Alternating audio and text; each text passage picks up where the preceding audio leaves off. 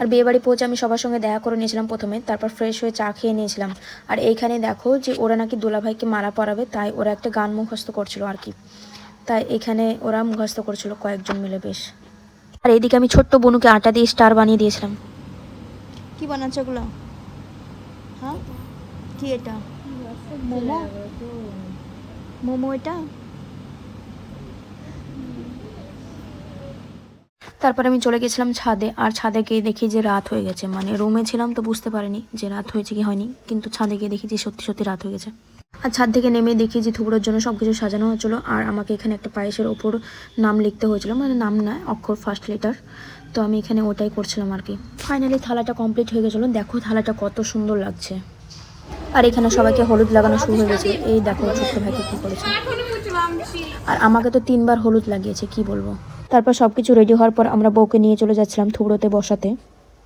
তারপরে থুবড়ো শুরু হয়ে যায়, আর বড় দাদুকে দিয়ে প্রথমে শুরু করানো হয়েছিল।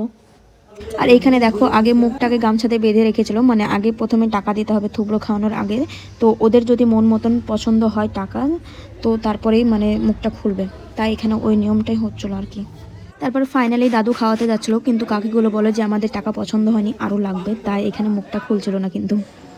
তারপরে দাদু আবারও টাকা দেয়, তারপরে মুখটা খুলে তারপরে এক এক করে সবাই খাইয়ে দিল।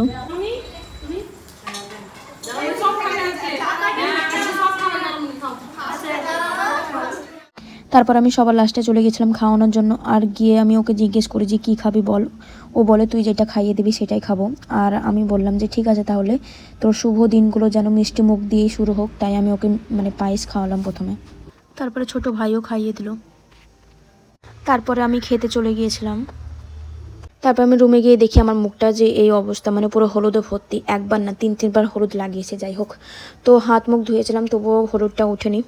আর এখানে দেখো ছোটো ছোটো ভাইগুলো দেখো মারপিট করছিলো। তো কালকে যেহেতু বিয়েটা ছিল, তাই এখানে রাত্রে মেহেন্দি পরানো হচ্ছিলো, মানে আমার একটা ফ্রেন্ড পরিয়ে দিচ্ছিলো ওকে।